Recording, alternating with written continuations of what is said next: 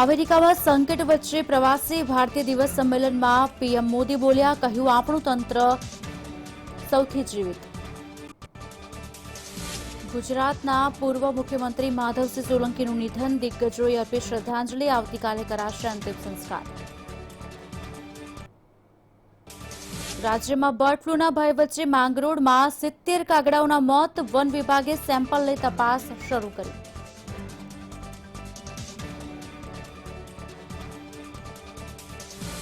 Corona વચ્ચે bird ફ્લૂની દહેશત, સાવચેતીના ભાગરૂપે તમામ ઝૂમાં પક્ષીઘર બંધ કરવા સરકારનો આદેશ.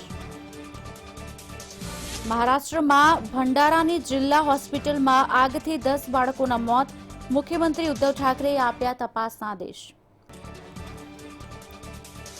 રાજ્યમાં 2 દિવસ આગાહી વચ્ચે ઉમરપાડા અને તાપીમાં વરસાદ, તો પાકને નુકસાનને લઈ ખેડૂતોમાં ચિંતા.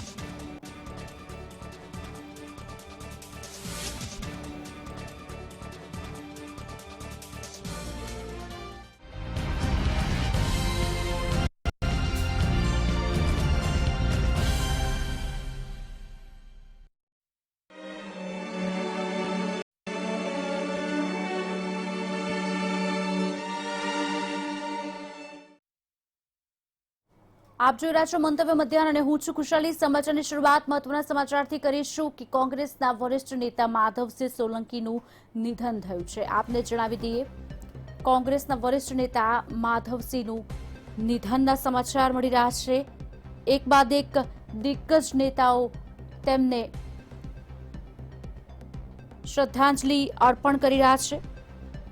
ગુજરાતના સૌથી લોકપ્રિય પૂર્વ મુખ્યમંત્રી અને વિદેશ મંત્રી માધવસિંહ સોલંકીનું 94 વર્ષની વય નિધન.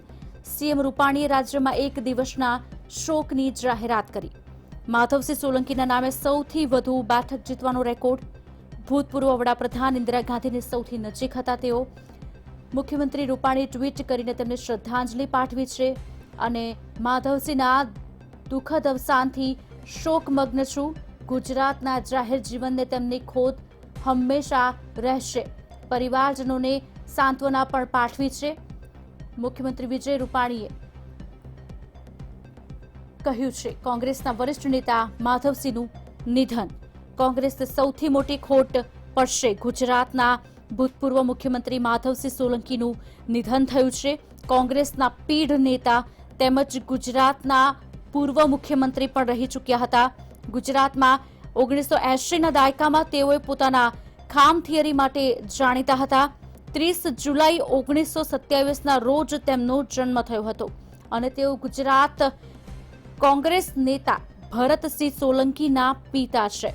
ગુજરાતમાં સૌથી વધુ વિધાનસભા બેઠકો જીતી મુખ્યમંત્રી બનવાનો રેકોર્ડ પણ તેમના નામે છે.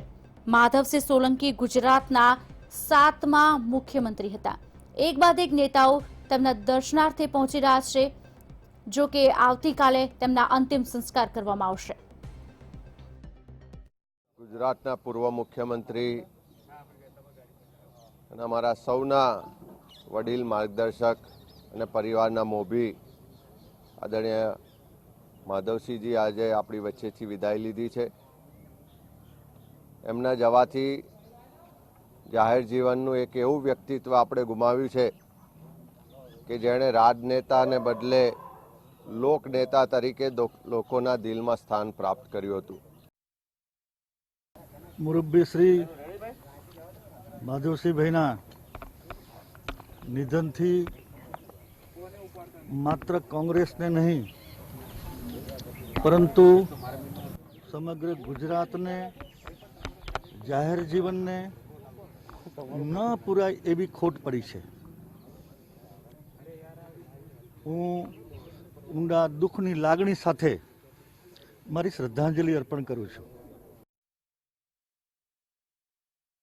કોંગ્રેસના સિનિયર નેતા માધવસિંહ સોલંકી હવે આપણી વચ્ચે નથી રહ્યા, પણ તેમની સાથે છેલ્લા દાયકામાં સૌથી વધુ જેમણે સાથ નિભાવ્યો તે માણસાના પૂર્વ ધારાસભ્ય બાબુસિંહ ઠાકોર અત્યારે આપણી સાથે છે.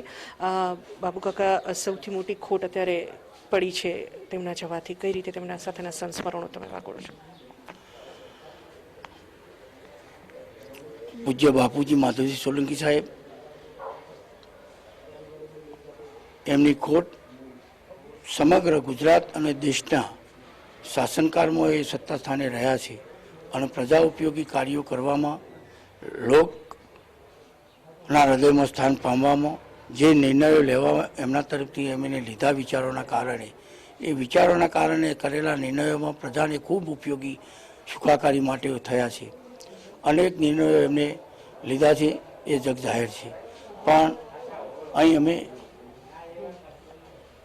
એમની પાસે રહ્યા તો ઘણું બધું અમને જાહેર જીવનનું, વહીવટી બાબતનું અને લોકો પ્રજા સાથે રહેવામાં કેવી રીતના રહેવું જોઈએ એ બધી જ બાબતો અમે અહીં એમની પાસેથી માર્ગદર્શન, સલાહ, સૂચનો બધું જ અમને ગાઈડ કરતા. એટલે અમને પણ જાહેર જીવનમાં વધારે ઉમદા પ્રકારનો રસ પડે અને પ્રજા કલ્યાણમાં કેવી રીતના ધ્યાન આપી શકાય એવું કરવામાં અમને પણ આ ક્ષેત્રમાં પ્રવેશ કરવાની ખૂબ ઉત્કંઠા જાગેલી. અને એમના આશીર્વાદથી જ આપણે માણસા તાલુકા પંચાયતના પ્રમુખ તરીકે અને માજી ધારાસભ્ય તરીકે હું એમના આશીર્વાદના કારણે એ એટલા સુધી પહોંચી શક્યો. અને અમારા માટે જે કંઈ હતા એ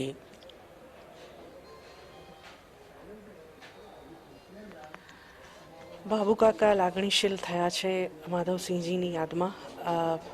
કયા એવા સંસ્મરણો કે જે હજુ પણ કઈ એવી એમની સલાહ કે જે તમને જીવનભર કામ લાગી, જે આજે પણ યાદ આવી રહી છે?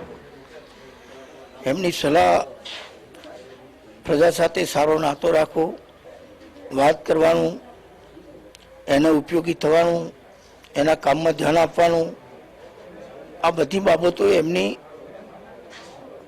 અને આવનારની વાત સારી રીતે સોંભળીને કામ થાય એવું હોય તો એ કામની હા પાડવીને, ન થાય એવું હોય તો પણ એને કહેવું કે આપણે જોઈ લઈશું. આમ કરીને તમારે પ્રજાને ક્યાંય પણ તકલીફ ના પડે, એની નારાજગી ઊભી ન થાય એ વાતાવરણ પ્રમાણે તમારે કામો કરવા જાહેર જીવનમાં, તો તમે આગળ વધી શકો એવું એ સ્પષ્ટપણે માનતા હતા. અને એમને પણ એ પ્રમાણે એ કામમાં આગળ વધ્યા તો ગુજરાતના 4 વખત મુખ્યમંત્રી બની શક્યા, વિદેશ પ્રધાન બન્યા ભારત સરકારમાં, અને આયોજન પંચના પણ ઉપાધ્યક્ષ રહીને એમાં એમને મધ્યાહન ભોજન યોજના દાખલ કરવાની એમના હાથે એમને તક મળી. ઘણા કાર્યો એમનાથી પ્રજા જીવનમાં થયા છે.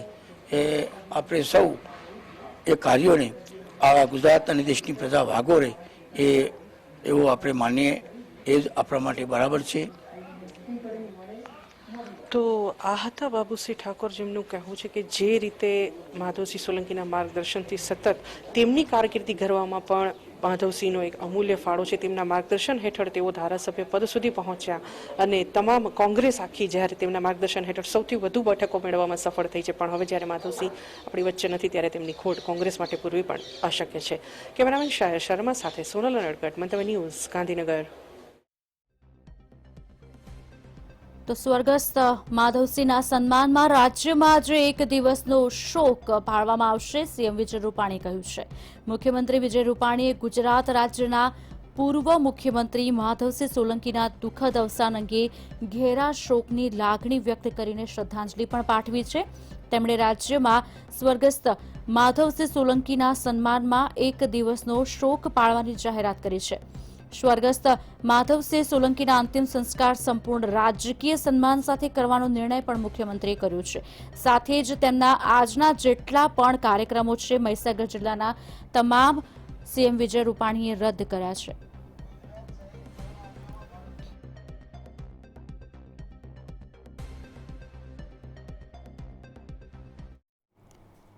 હવે આગળ વાત કરીશું બર્ડ ફ્લૂની દહેશત વિશે.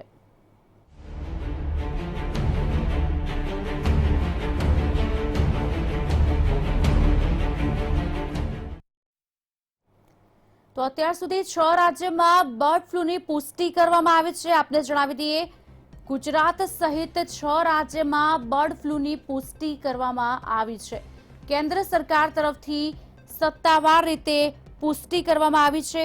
ગુજરાત, કેરળ, રાજસ્થાન, મધ્યપ્રદેશ, હિમાચલ પ્રદેશ, હરિયાણામાં પક્ષીઓના મોત નીપજ્યા છે.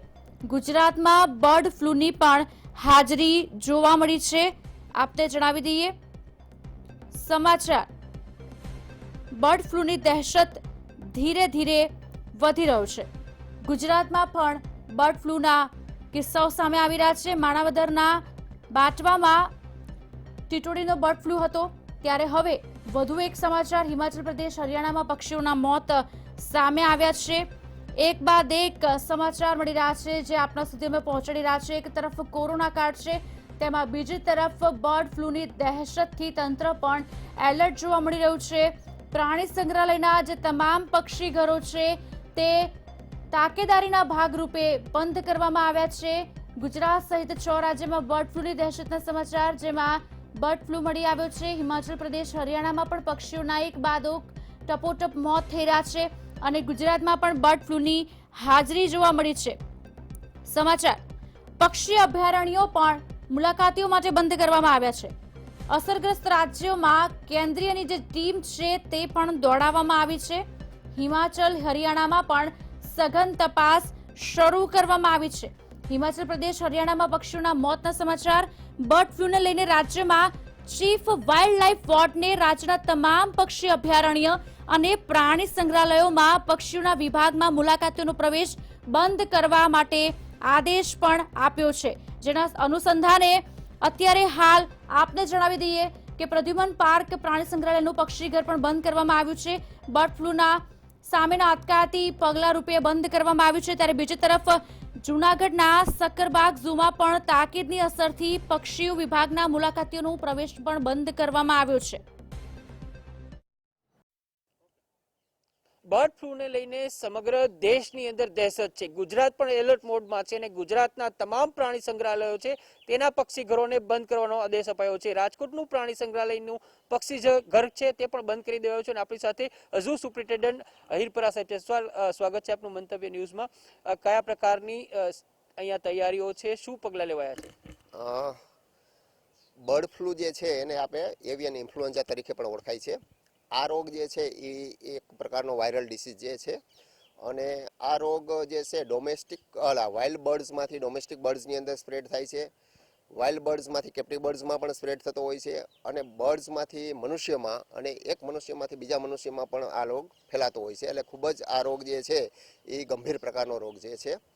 આ રોગનો ફેલાવો જે છે એ આપણે જોયું તો પાડોશી રાજ્યો જે છે ગુજરાતની પાડોશી રાજ્યોની અંદર પણ જોવા મળેલો છે.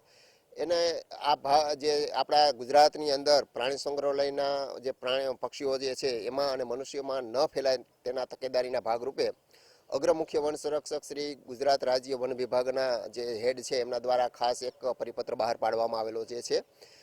એ પરિપત્ર મુજબ જે દરેક પ્રાણી સંગ્રહાલય જે છે એના જે પક્ષી વિભાગ છે એ પક્ષી વિભાગમાં મુલાકાતીઓના પ્રવેશ ઉપર તાત્કાલિક ધોરણે જ્યાં સુધી બીજી સૂચના ન મળે ત્યાં સુધી પ્રવેશ ફરમાવવામાં આવેલો જે છે.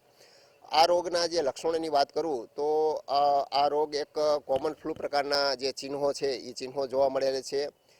ફીવર આવે છે, સોર થ્રોટ જે છે એ થાય છે, હેડેક એટલે માથાનો દુખાવો થાય છે, લોસ ઓફ એપેટાઇટ એટલે ખોરાક જે છે પ્રાણીઓ પક્ષીઓની અંદર ખોરાક લેતા બંધ થાય છે અને આ ખૂબ જ આની અંદર મોર્ટાલિટી જોવા મળે છે. એટલે અગમચેતીના ભાગરૂપે દરેક પ્રાણી સંગ્રહાલયમાં પક્ષીઘરમાં પ્રવેશ માટે બંધ કરવામાં આવેલ છે. રાજકોટ પ્રાણી ઉદ્યાનની વાત કરું તો આપણું ઝૂ જે છે એ ઝૂની બંને બાજુ ખૂબ જ વિશાળ વોટર બોડી પણ આવેલા છે, રાંદરડા લેક અને લાલપરી લેક. આ બંને તળાવોની અંદર ખૂબ જ માત્રાની અંદર ખૂબ જ વિશાળ પક્ષીઓ અને ખૂબ જ જુદી જુદી પ્રજાતિના પક્ષીઓ પણ કાયમી ધોરણે વસવાટ કરે છે અને ટેમ્પરરી અરે માઇગ્રેટ થઈને પણ આવતા હોય છે, જે વિન્ટર સિઝનની અંદર અમુક સમય સુધી આવી અને પાછા જતા રહેતા હોય છે.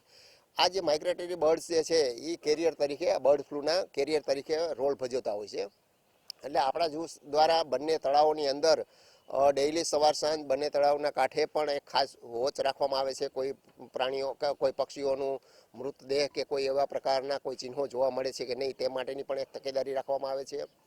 પ્રાણી સંગ્રહાલયના જે પક્ષી વિભાગ જે છે જુદા જુદા એમાં પણ ખાસ તકેદારીના ભાગરૂપે દરેક પાંજરાની આજુબાજુ પણ ડિસઇન્ફેક્ટ કરવામાં આવે છે. જે ફરજ પરના જે કીપર હોય છે, એનિમલ કીપર્સ જે ખોરાક પાણી આપતા હોય છે, તેમને પણ ખૂબ જ પોતાના હાથ અને કપડાં ડિસઇન્ફેક્ટ કરી અને પ્રવેશ કરવા માટે ખાસ સૂચના આપવામાં આવે છે. અને પક્ષીઓને પણ જે રૂટીન જે છે એને આપણે ડિસઇન્ફેક્ટ અને ડિવર્મિંગ કરી અને આવા કોઈ પણ પ્રકારના રોગ ન ફેલાય તે માટે તકેદારીના ભાગરૂપે આપણે કાર્ય શરૂ કરી દેવામાં આવેલું છે. ખાસ કરીને પૂછવામાં કેટલી સંખ્યાની અંદર પક્ષીઓ અહીંયા પક્ષી ઘરમાં આવેલા છે અને એમાં કયા કયા એવા પક્ષીઓ કે જેમને કદાચ આ રોગ થવાની શક્યતાઓ રહે?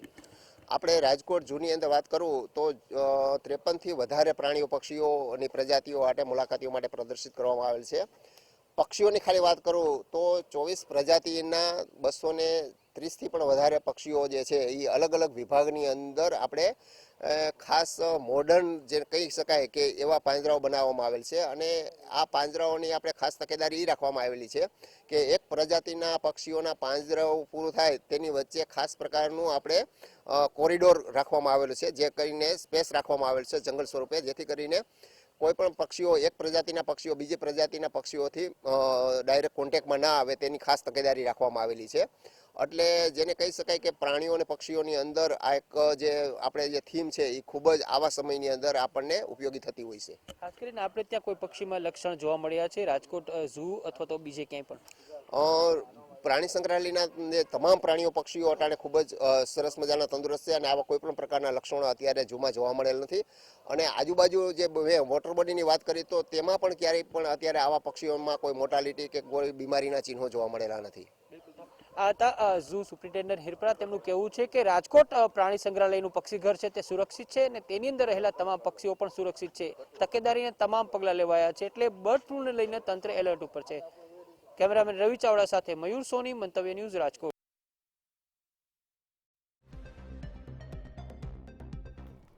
તો રાજ્યમાં કોરોના વચ્ચે હવે બર્ડ ફ્લૂની દહેશત. રાજ્યના તમામ ઝૂમાં પક્ષીઘર બંધ કરવાની સરકારનો નિર્ણય લેવામાં આવ્યો છે. વડોદરાના સયાજી બાગ ઝૂનું પક્ષીઘર બંધ કરવામાં આવ્યું છે. પ્રવાસીઓ માટે પક્ષીઘર બંધ કરવાનો નિર્ણય લેવામાં આવ્યો છે. બહારથી આવતા પક્ષીઓ પર તંત્રની ચાંપતી નજર રહેશે. બર્ડ ફ્લૂને અટકાવવા તંત્ર દ્વારા પણ તકેદારી લેવાઈ રહી છે. રાજ્યમાં બર્ડ ફ્લૂની દહેશત વચ્ચે રાજ્ય સરકાર એલર્ટ મોડ પર આવી ગઈ છે અને સરકાર દ્વારા એટલા માટે જ રાજ્યના તમામ જે પ્રાણી સંગ્રહાલયો છે અને પક્ષી અભયારણ્યો છે તેને પક્ષીઘર જેટલા પણ આવેલા છે બંધ કરવાનો નિર્ણય કરવામાં આવ્યો છે અને તેના જ ભાગરૂપે વડોદરાનું જે સયાજીબાગ ઝૂ છે ત્યાં આવેલું પક્ષીઘર હવે સહેલાણીઓ માટે બંધ કરી દેવામાં આવ્યું છે. ગાંધીનગરથી એટલે કે રાજ્ય સરકારમાંથી આદેશ કરવામાં આવ્યો છે તમામ પ્રાણી સંગ્રહાલયોને કે તેમના પ્રાણી સંગ્રહાલયોમાં આવેલા પક્ષીઓનું વિશેષ ધ્યાન રાખવામાં આવે, ત્યાં સુધી બર્ડ ફ્લૂ ન પહોંચે તેની ખાસ તકેદારી રાખવામાં આવે. એટલા માટે જ સરકારે તમામ ઝૂ ઓથોરિટી પત્ર મોકલીને જે પક્ષીઘર છે તે બંધ કરવાનો નિર્ણય કર્યો છે, આદેશ કરવામાં આવ્યો છે. અને તેના જ ભાગરૂપે વડોદરા ખાતેનું જે પ્રસિદ્ધ સયાજી બાગ ઝૂ છે જેમાં રાજહંસ, કાંકણસાર, પેણ, બતક, બગલા, રાજહંસ સહિતના જેટલા પણ પક્ષીઓ છે, વિદેશી પોપટ પણ અહીંયા પક્ષીઘરમાં છે, તેમને તેના જે વિભાગો છે તેને બંધ કરી દેવાનો નિર્ણય કરવામાં આવ્યો છે. અને સરકારે આ નિર્ણય બર્ડ ફ્લૂના જે કેસીસ વધી રહ્યા છે તેને ધ્યાનમાં રાખીને લીધો છે. મારી સાથે Vadodara zoo curator doctor Pratyush Patankar sir છે. સર, નિર્ણય લઈ છે પક્ષીઘર બંધ કરશે? જી નમસ્કાર. નિર્ણય લઈ લેવામાં આવ્યો છે કે તમામ રાજ્યોના જે પ્રાણી સંગ્રહાલયો છે તેના પક્ષીઘરો સહેલાણીઓ માટે આગળની સૂચના મળે નહીં ત્યાં સુધી બંધ રાખવામાં આવશે. આ એક તકેદારીના પગલારૂપ આ નિર્ણય લેવામાં આવ્યો છે કારણ કે બર્ડ ફ્લૂ આ જે રોગ છે એ પક્ષીઓથી માણસોમાં ફેલાઈ શકે તેવી શક્યતા હોય છે, ઘણી મોટી શક્યતા છે. એટલા માટે સ્વાસ્થ્યની સુરક્ષા ધ્યાનમાં રાખીને આ નિર્ણય લેવામાં આવ્યો છે. અહીંથી સેમ્પલ્સ પણ મોકલવામાં આવ્યા છે. એ સેમ્પલ્સ શાની માટે મોકલવામાં આવ્યા છે? શું લક્ષણ જોવા મળ્યા છે? જી ના, આપણે લક્ષણ જોવા પહેલા જ આપણે તકેદારીના ભાગરૂપે આ સેમ્પલ્સ ઓલરેડી મોકલી આપવામાં આવ્યા છે. 15 સેમ્પલ ઓલરેડી આપણે મોકલી આપ્યા છે. બીજા વધારાના સેમ્પલ્સ એડીઆઈઓ જે પશુપાલનની પાંખ છે એ આવતા અઠવાડિયામાં લગભગ સોમવાર અથવા મંગળવારે વધારાના બીજા સેમ્પલ્સ કલેક્ટ કરશે. આ સેમ્પલ્સ બધા કલેક્ટ કરીને ભોપાલ જશે, જ્યાં સેન્ટ્રલ ડાયગ્નોસ્ટિક લેબોરેટરી છે, જ્યાં આ મૂળ મોટાભાગના ડિઝીઝોનું સેમ્પલિંગ ટેસ્ટિંગ કરવામાં આવે છે. એટલે એ જે ભાગ છે પશુપાલન ખાતા આગળની બધી કાર્યવાહી કરે છે. વધુ એક સમાચાર બારેજાથી મળી રહ્યા છે. બારેજામાં આવેલી આસ્થા હોસ્પિટલમાં આગ લાગવાના સમાચાર હાલ પ્રાપ્ત થઈ રહ્યા છે. આપને જણાવી દઈએ, ભીષણ આગ લાગતા અફરાતફરી સર્જાઈ ચૂકી છે. આસ્થા હોસ્પિટલમાં આગ લાગી છે. આગ લાગવાનું કારણ અકબંધ જોવા મળ્યું છે. સમાચાર આપને જણાવી દઈએ, આગને કારણે સ્થાનિકોમાં પણ ભય જોવા મળ્યો છે। સ્થાનિકો દ્વારા આગ બુઝાવવાની કામગીરી હાથ ધરવામાં આવી છે। બારેજામાં આવેલી આસ્થા હોસ્પિટલમાં આગ લાગી હોવાના સમાચાર। ભીષણ આગ લાગતા જ અફરાતફરી સર્જાઈ છે। જો કે ફાયર ફાઈટર ઘટના સ્થળે પહોંચીને આગ પર કાબુ મેળવવાના પ્રયાસો શરૂ કર્યા છે। આગ લાગવાનું કારણ અકબંધ છે। જો કે સ્થાનિકોમાં ભયનો માહોલ છે, કારણ કે એક તરફ હોસ્પિટલ છે ત્યારે બીજી તરફ આગ કેવી રીતે લાગી તે પણ પ્રશ્ન છે। પણ જો કે હાલ ફાયર ફાઈટરો ઘટના સ્થળે પહોંચીને આગ પર કાબુ મેળવવાના પ્રયાસો હાથ ધર્યા છે। સમાચાર બારેજાથી આપને જણાવી દઈએ મળી રહ્યા છે। આસ્થા હોસ્પિટલમાં આગ જોવા મળી છે। જો કે આગ એટલી ભયાનક છે કે ધુમાડાના ગોટે ગોટા પણ અત્યારે હાલ ઉડી રહ્યા છે। આપ દ્રશ્યોમાં જોઈ શકો છો કે કેટલી ભયાવહ આગ કહી શકાય। આગની બુઝાવવા માટે ફાયર ફાઈટરો ઘટના સ્થળે પહોંચી ચૂક્યા છે અને આગ પર કાબુ મેળવવાના પ્રયત્નો હાથ ધર્યા છે। બારેજામાં આવેલી આસ્થા હોસ્પિટલના આ દ્રશ્યો છે કે જ્યાં આગ લાગી છે।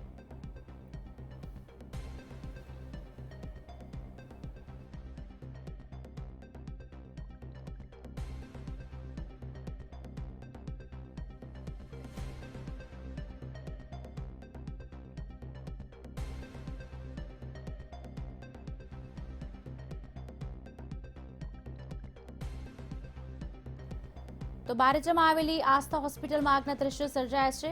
ભીષણ આગ લાગતા જ અફરાતફરીનો માહોલ જોવા મળ્યો છે। આગ લાગવાનું કારણ હજી જાણી શકાયું નથી, પણ આગ એટલી ભયાવહ છે કે ધુમાડાના ગોટે ગોટા ઉછળી રહ્યા છે। જોઈ શકો છો આપ દ્રશ્યો મંતવ્ય ન્યૂઝની સ્ક્રીન પર આપને બતાવવાની કોશિશ કરી રહ્યા છે। હવે સ્થાનિકો દ્વારા આગ બુઝાવવાની કામગીરી હાથ ધરાઈ છે। બારેજામાં આવેલી આસ્થા હોસ્પિટલમાં આગના દ્રશ્યો હાલ સર્જાયા છે। આગ કયા કારણસર લાગી છે તે જાણી શકાયું નથી, પણ આગ લાગતા જ અફરાતફરી મચી ચૂકી છે, કારણ કે એક તરફ હોસ્પિટલ છે અને તેમાં જ આ પ્રમાણેની આગના દ્રશ્યો જોવા મળ્યા છે। આગને કારણે સ્થાનિકોમાં પણ ભયનો માહોલ જોવા મળ્યો છે, કારણ કે આજુબાજુ પણ ક્યાંક દુકાનો છે અને નીચે પણ ક્યાંક દુકાનો આવેલી છે।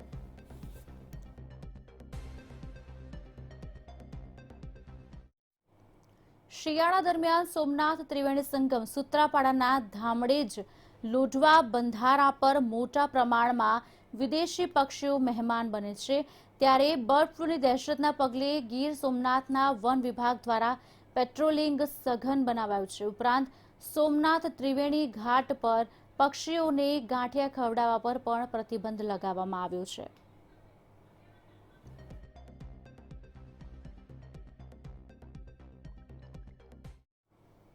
રાજ્યમાં બર્ડ ફ્લૂના ભય વચ્ચે જૂનાગઢના માંગરોળમાં 70 કાગડાઓના મોત થયા હોવાનું સામે આવ્યું છે। મળતી માહિતી અનુસાર સ્થાનિક હોટલ માલિકે વન વિભાગને કાગડાઓના મોત અંગે જાણ કરી હતી, જેના પગલે વન વિભાગે 10 કાગડાના સેમ્પલ લીધા હતા। બાકીના કાગડાના મૃતદેહ સ્થળ પર છોડી રવાના થયા છે।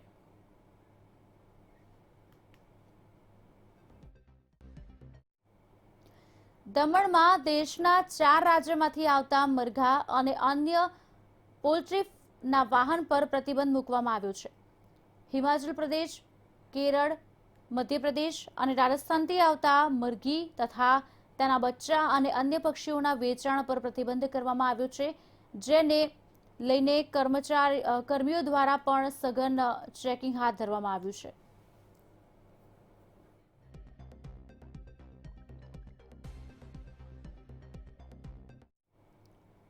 અરવલ્લી જિલ્લામાં બર્ડ ફ્લૂને લઈને તંત્ર સતર્ક બની ગયું છે। તંત્ર દ્વારા જિલ્લાના 50 પોલ્ટ્રી ફાર્મમાં તપાસ હાથ ધરવામાં આવી છે।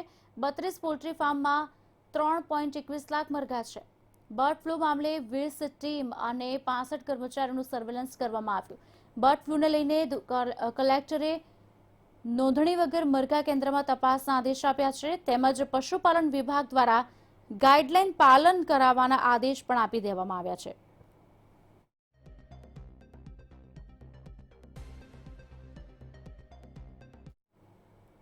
ભારતીય કિસાન સંઘના અગ્રણી જીવણભાઈ પટેલ ઉર્ફે જીવણદાદાનું 9 જાન્યુઆરી શનિવારના રોજ અવસાન થયું। તેમના અવસાનથી ખેડૂતો અને ભારતીય કિસાન સંઘમાં ઘેરા શોકની લાગણી પ્રસરી હતી। જીવનદાતાએ રાજ્યમાં ખેડૂતો અને ખેડૂતના હિત માટે મજબૂત પાયો નાખ્યો હતો.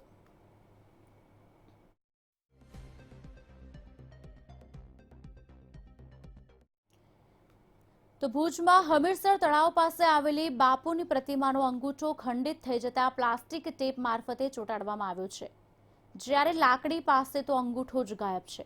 બાપુના ચશ્મા પણ નથી, તેમજ સાફ સફાઈના નામે શૂન્ય છે. બીજી તરફ ભુજના વહીવટીદાર નીતિન બોડાતે જણાવ્યું હતું કે ગાંધી બાપુની પ્રતિમા શહેરનું ગૌરવ છે. કોઈ પણ વ્યક્તિ ચાહે તો પ્રતિમાને સફાઈ કરી શકે છે. નગરપાલિકા તેમને સહકાર આપશે. નગરપાલિકાએ નવી પ્રતિમા લગાવવાનો ઠરાવ કર્યો છે, પરંતુ કેવી મૂર્તિ લગાવવી અને લાવવી તે અંગે આગેવાનો સાથે ચર્ચા કરી નિર્ણય લેવાશે. આ બાબતે અમે કાલે ભુજ શહેર નગરપાલિકાને રજૂઆત કરી છે કે ભાઈ ગાંધીજીની પ્રતિમા ઉપર કોઈ અસામાજિક તત્વો દ્વારા 3 થી 4 મહિના અગાઉ આવો પિંક કલર કરેલું છે અને મૂર્તિ પણ આખી ખંડિત કરવામાં આવેલી છે. આંગળીઓ છે, અંગૂઠા છે, ચશ્મા નથી. તો એ બાબતને ભુજ નગરપાલિકાથી કોઈ લાગતું વળગતું ન હોય તેવું લાગી રહ્યું છે. 3 મહિના થઈ ગયા. ભુજ નગરપાલિકા મુખ દર્શક થઈ આ તમામ નજારો જોઈ રહી છે. મ્યુઝિયમ આગળ જે પ્રતિમા છે એ આરસ પાનની છે અને પથ્થરની છે, અને મૂર્તિનો અંગૂઠો અને આંગળી થોડી ડેમેજ થયેલી છે, અને એની સ્થાને ખરેખર નવી મૂર્તિની જરૂરિયાત છે. અને હાલની જે પથ્થરની છે એમાં કોઈ રિપેરિંગ કે કોઈ થઈ શકે તેમ નથી. એટલે નવી મૂર્તિ માટે આયોજન તો કરેલું છે. નગરપાલિકા હમણાં જ છેલ્લા બોડી જતાં ઠરાવ કરી ગયા છે, પણ કેવી મૂર્તિ, કઈ ડિઝાઇનની લેવી, કઈ મેટલની લેવી, એ બધું બાકી છે.